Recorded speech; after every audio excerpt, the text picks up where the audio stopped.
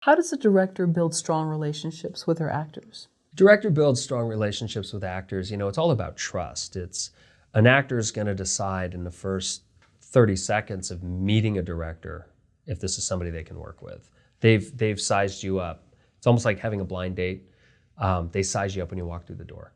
What can I get away with? What are they going to command from me? Are they going to stretch me and make me into something better, or can I put this in cruise control and just kind of ride it out?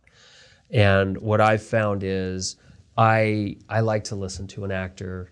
I like to let an actor know that I run a set that's very relaxed. I'm not a yeller. I trust. I said, if you're here, it's because I trust you. Now we just got to get to the point where you trust me. So I let actors know that, what's important to me is I get the movie that we need to make. Give me what I need and I'll give you what you want every time. If you show up prepared and you're able to give me in the time allotted to do the scene what I need, I will give you what you want. And I know 9 times out of 10, what you want is going to be better than what I need. And I find when I tell, and that's true, that's not lip service. I don't say that to every actor, but when I'm dealing with my leads and people that I trust that have earned that, I find that barrier comes down and they start to get excited and realize that this is a safe place. I learned something very interesting from Martin Sheen when we were doing a film together 100 years ago. He was telling the story of when he had a heart attack on Apocalypse Now. And he was being wheeled into surgery, and his dear wife, Jan, looked over him and said, "It's only an effing movie, Martin." And he told that story, but Apocalypse Now is one of the most known films in our history. It's huge. And I never forgot that story, and I never forgot that it's only a movie. Relationships are forever. There's 33,000 movies a year that are probably made through SAG. Why is this one going to be any more special than the next or less important than the next? It's only a movie. We're not curing cancer. We're not curing COVID. What's most important is people feel better after the experience than they did coming into it for me. And I want my actors to feel respected. I want them to feel like they can grow. I want them to feel like they can challenge me because I hope I become a better filmmaker because of our experience, And I think if you go in allowing an actor to stretch their legs, keep them reined in when you have to, but trust when you make a decision on an actor, that is who you have entrusted that role and that story to be told by through their eyes and their vision. I think it's important to let an actor feel like they can have the freedom to play and to explore and experiment.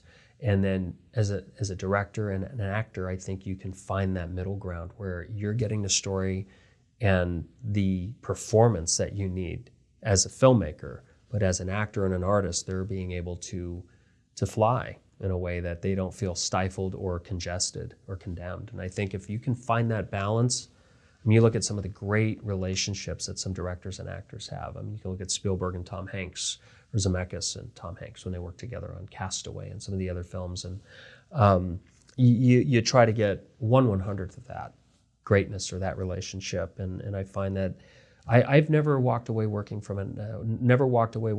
with an actor regretting the experience. Didn't matter who it was or what the project was. I've never walked away from an actor regretting it. And I hope they feel the same for me.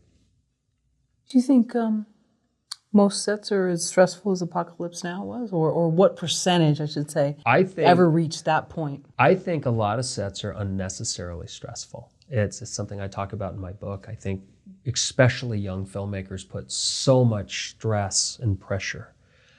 They are making a movie because, God damn it, it's getting into Sundance or bust. And that is like the least thing you should be worried about. Make a good movie. Learn and enjoy this experience. You may never do it again. It's like they tell you in Rudy, you may be putting on the football uniform for the last time. Enjoy it, live in the moment. And I tell filmmakers that this could be your one and only chance to tell a story as a director before it fails and you have to go sell stocks or become an insurance salesman or whatever it is that you could do. Nothing wrong with that, but being a filmmaker is a dream, okay? There's very few people who can make a living at it. So I always tell people, look, if this could be the only time you're ever going to do it, you might as well enjoy it. And I think if you enjoy it and the people around you feel that you're enjoying it, it's going to be a much more pleasurable experience. When people are happy, they deliver better things. I find that people put unnecessary stress on themselves because they just don't see it with the end in mind. They're so worried about what they're getting. And I think that's the importance of being knowledgeable in editorial. Every filmmaker, before they before they become a director, before they become a writer, I think they need to spend 3 to 5 years in the edit bay fixing other people's mistakes. Because one reason I'm able to maintain a good demeanor, I know when I make a film, it's because I know when I nail something, how I'm going to use it. I know exactly how many frames of it I'm going to use. I know exactly where in the story I'm going to use it. And it's not arrogance, it's just confidence. It's knowing the craft of telling a story. It doesn't mean my movies are great, but I look at something and I don't overshoot. I don't get a lot of takes. I don't need it. I trust my cameraman, I trust my actors, and I trust myself to tell the story. And I think if people can just kind of, and it goes back to hiring the right people, people can just kind of take a breath and enjoy the moment and just realize that we are so blessed to be able to do this, I think they'd be pretty surprised with the outcome that they get when they look at the dailies. I think they'd be pleasantly surprised. And with Apocalypse Now, weren't there things just completely out of Coppola's control that, I mean, that were going on with the government at the time, with the different locations? Things happen. There is always problems on a film, and as I try to stress, and we've talked about earlier, I over pre-produce a film. So that way, when a little bit, wheel comes off the wagon or a lug nut gets loose, it's not a catastrophe. I'll give you an example. When we were doing our last film, I wrote a part, or CJ wrote a part with my request for a specific actor I was a big fan of. I fell in love with an actor on a show. I knew I could get to them, and I wrote a part for them, and we made a deal, and this actor was going to be part of the film. And long story short, the day we showed up to shoot, I got a call from her agent. She said her father just died. She's got to jump on a plane and go to Detroit. We're so sorry. Just reschedule it. She'll be back in 5-6 days. Reschedule it. I said, I wish I could. It's the only time I'm here. We work at a very quick pace. We got to figure this out. I said, I'm going to go to you first. Do you have another actor you want to give me that you feel can do the role? And he was funny. He goes, oh my God, I can't believe you're not freaking out. I said, no, I'm concerned about the actor and her well-being for her dad. I will reach out to her, but I said, I want you to think about somebody you have on your roster. You've got 20 minutes before I start making calls to other agents. And he called me. He said, I've got somebody. And I don't want to name names, but it ended up being a pretty damn good get. And it's about not losing it. It's about just taking a breath and realizing it's only a movie. It'll all figure itself out. That's what we have to do, It's the only way to make it work. Our biggest day of shooting on break even, I had 9 cameras. I had an entire cast and half my crew get food poisoning at the hotel from bad ice. Our call time that day was 8 a.m. We're supposed to start rolling cameras at 10. I think people started showing up around 12:30 or 1, the ones that did show up and didn't go to the hospital. And I didn't start shooting my biggest day of the film until 1:30, 2 o'clock. And I had a choice. I could yell and scream. I could throw a fit. I could kick a seagull. It was at the ocean. And I realized getting upset wasn't going to make my cast and crew better. It was only going to let my existing cast and crew realize I was out of control. And I decided to just deal with what we got. Let's make it work. And it worked. Of course, when I watched the scene back, I wish I would have had more time. Of course, when I watched the scene back, I wish I would have gotten more angles. But I'm pleased with what we got. And because of my knowledge in post, I knew exactly how we had to do this now with a fraction of the time. And it just comes from confidence in telling a story, understanding the editorial process. So those are things that are out of your control. Shot another scene and there was a construction, we went and scouted it, got a permit, had a whole scene, and it turned out they started building a house or demolishing a house right across from it. What do you do? That's out of your control. And it's a very dialogue-heavy scene that you're not going to loop. So you find the nicest person and the most reasonable person on your crew to go over and talk to the foreman and work out and say, hey, we're here for 2 hours. Can we do this? Can we go, you go. We go, you go. And they worked with us. This is what it's about. What did Gary Busey teach you about being a director? Gary Busey taught me so much about being a director. The first narrative I ever directed starred Gary Busey. So talk about, baptism under fire. Gary is unbelievably talented. He brought 40 years to the table. I mean, there's a guy had done, 75 movies when I worked with him at this point. Here I was directing my first. I, of course, produced and written a lot of stuff, but never directed before. So I learned how to take a punch, and I don't mean physically. I mean, I learned how to take a punch. I learned how to improvise. I learned how to be strong, because when you work with an actor like Gary Busey or the late Dennis Hopper, those guys are constantly testing you. They get more pleasure out of trying to break you, to find out how tough you are, and they're going to decide what they're going to give you with your toughness. And I found, and I produced a film with Marlon Brando, and I know his tricks and what he used to do to directors, and I'd watch him do it, and he would give 2 takes that were almost identical and see which one the director liked better. And if he knew the director liked the one he didn't really care about, then he phoned it in. He didn't care. And he messed with directors, and Gary messes with directors, and Dennis messed with directors.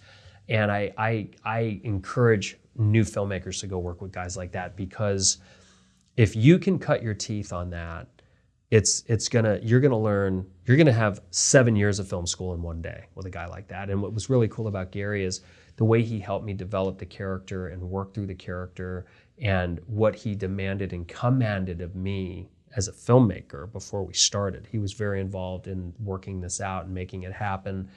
And then when he showed up on set, it was so neat. I remember we did take 1, and I remember I said, "And cut." And he turned and he goes, "Notes! Give me notes!"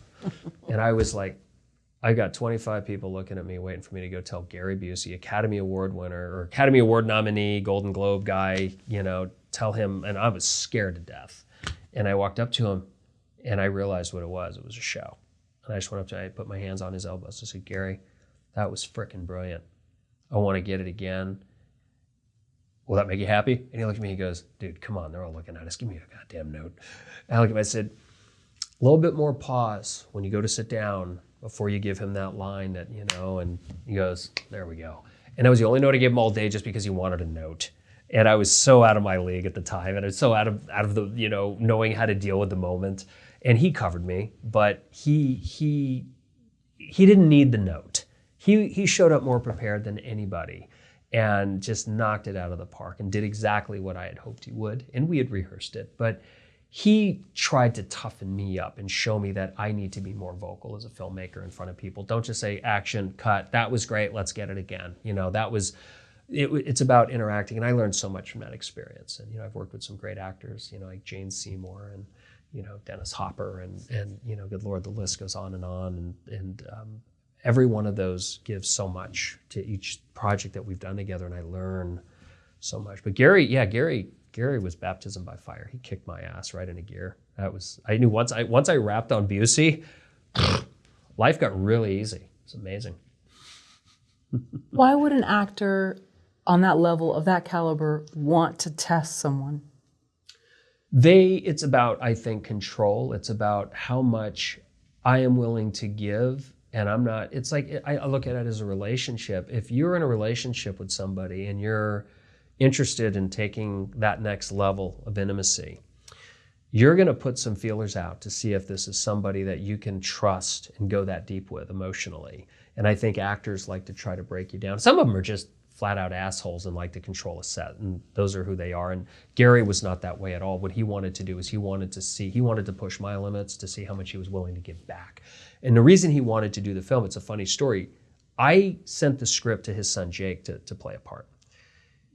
Gary intercepted it, called me and said, "Jake's not available. He's in Miami doing a pilot for NBC. I read the script. Who's playing Earl Cooper?" And I was like, And there was an actor kind of attached, and he goes, "Well, I want to play it. I've done 75 films, and I've never read a character like this or been able to play this part, and I'd really like to play him. I mean, I sorry to kind of bogart the script, but I want to do it." And he wasn't looking for a job. I mean, he was busy, and I wasn't paying anything, so it wasn't like he was getting any money. So I went and met with him at his house, and we talked, and just the first time I sat with an actor of that caliber and listened to him break down a script that I wrote. And what he did is he taught me the importance of what happens off the page. He said, "Look, you Shane, you've given me page 1 to page 88. And I'm more interested about what's before page 1. And that's his story. And Gary went into this guy's childhood and what made him who he is today. And it really opened my mind as a storyteller and as a writer and as a director, because now I understood how actors thought. So it was an amazing experience that I would work with Gary 100 times over and, twice on Sunday. It was a great experience.